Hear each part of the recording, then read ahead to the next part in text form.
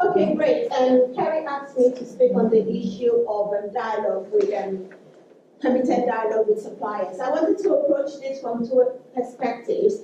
Basically, the issue of dialogue as part of the pre-market engagement. This is dialogue as part of pre-procurement before the public sector goes out to tender.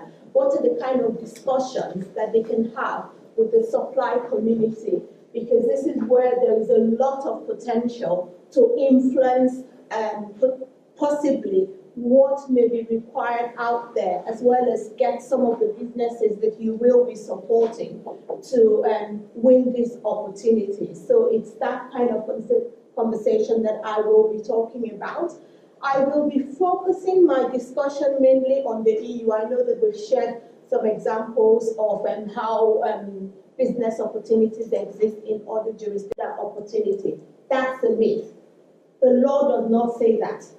The law says they shall only be excluded where there are no other means to ensure compliance with the duty to observe the principle of equal treatment. So it is the responsibility of the public body to ensure that if they allow my company to help them in drafting the specification, they put in place measures that do not ordinarily prevent me in the future from tendering.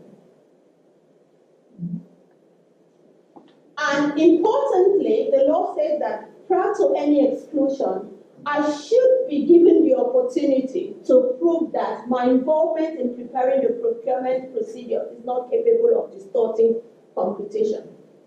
So this is a message to take back to your businesses to say, and don't be afraid of participating in this market consultation if you get that opportunity, because a lot of businesses don't want to do it because they feel if I participate, then I can't bid for the contracts. Okay, hope that point is clear. That's the first part. And the one regarding dialogue or discussions, I think when Perry gave me the word dialogue, I was kind of torn, but I guess what he actually means is discussions, right? Yes. Yeah. So certain procedures actually allow that. With certain procedures, we know that you are streamlined. Generally, the open and the restricted procedure, when used in the UK, when used in the EU, you are limited in what can be changed. You are limited in terms of what can be clarified in scope. But when the procurement entity uses certain flexible procedures, for example, the competitive procedure with negotiation, which I talk about, there is wider scope for negotiation with tenderers, and this is something that businesses should be made aware of, that if they participate in this, they can have the opportunity, for example, to negotiate the initial and all subsequent tenders, and they should take advantage of that opportunity. But it's important to remember that any negotiation has to be limited to certain things. So importantly, the negotiation will not affect the minimum requirements of that procurement, but it might be that once you've been selected and moved to certain stages, they might redefine certain parts of it. Again, there is a duty on the procuring entity to maintain equal treatment and to ensure that every information that they provide is done in a non-discriminatory manner.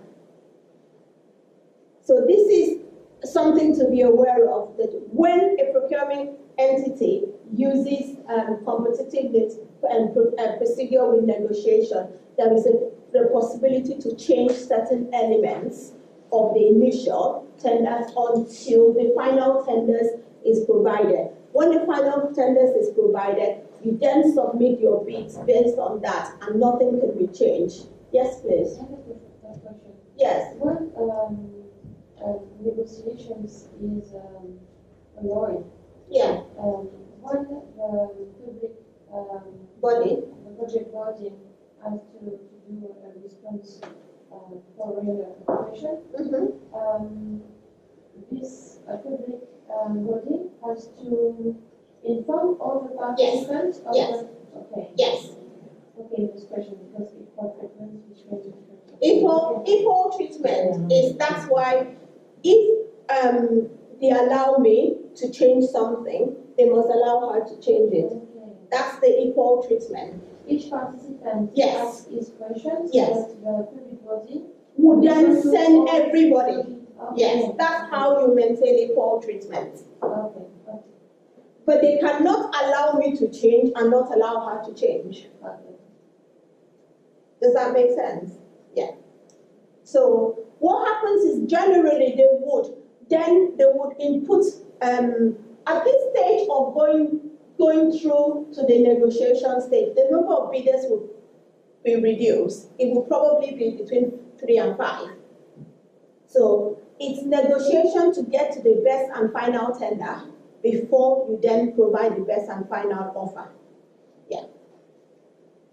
So this is, but they cannot change the minimum requirements. They cannot change. If, let's say, they wanted the construction of this building, they can't change that. They might change certain terms and conditions of it. Because if they change that, possibly I might have wanted to participate in that procurement exercise, but because of what was required, I didn't bid for it.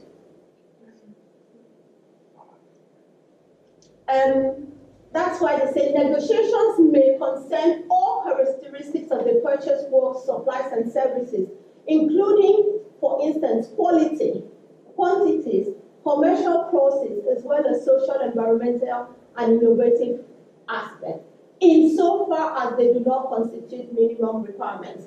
The minimum requirements must be retained at all times, but let's assume they wanted insurance services and they wanted to, maybe the insurance services was for certain types of insurance and then they wanted to reduce the scope, then they can do that. But once they allow you to do that, they must allow her to also do that to maintain equal treatment. Similarly, there is the possibility to allow for discussions, and this is what competitive dialogue is centered on. Competitive dialogue is a procedure whereby it's the dialogues of the tenderers is what eventually leads to the preparation of the tender upon which the specific requirements will be prepared. So this is a procedure whereby dialogues will be entered into with selected participants in order to allow the contracting authority to prepare the document which all of us who would eventually tender for that process or that goods, works, or service will provide it. So that's the competitive dialogue. It's the dialogue and the discussions that are had with us that would be used by the contracting authority. The contracting authority here starts out with a need. It wants to provide certain services, car parking services, that has light, but it doesn't know how to do it. So it can have dialogue with us and then takes in the inputs that all the businesses will bring in to draft the specifications. Is that the type of procurement of innovation? Yeah, no. The procurement of innovation is totally different. Competitive dialogue is a procedure that's used mainly for concessions or those kind of contracts. Basically, the contracting authority knows what it wants at the end of the day, but it doesn't know how to define it. Okay. We have a project that we don't know how to write their needs. Yes. Yeah. In order to have companies to build some. Yeah. Okay, to do the job. Yeah. So this, you want, for example, there's a hill down there. I want to have students transported from down there up here. I don't know how to do it. So what I would do is allow businesses to offer me ideas on it. So this is where dialogue is also permitted. It's based on the dialogues I have with all the businesses that I, as the contracting authority, would then prepare the final documents So this is another place where discussions with businesses can feed into the final tender that is produced. But it's important to remember that, again, there are safeguards that must be maintained.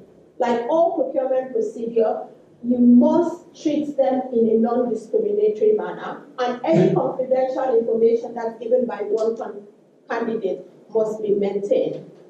So, and most countries would have Freedom of Information Act that would guide what information is privileged and confidential information and needs to be protected. So these are some of the issues that need to be considered. In summary, what basically I'm saying is that in all procedures, before the contracting authority goes out to market, there is a general permission for them to consult, to engage, to dialogue with potential providers, provided they they avoid breaching any transparency obligations, they maintain competition.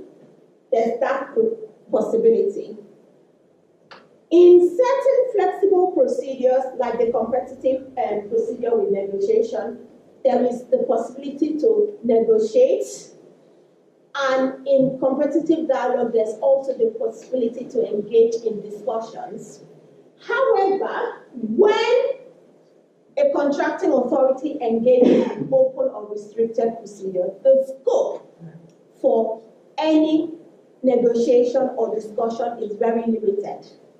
It's not even clear. Some people take the position that once it's an open or restricted procedure, don't change anything from what you've gone to the market with.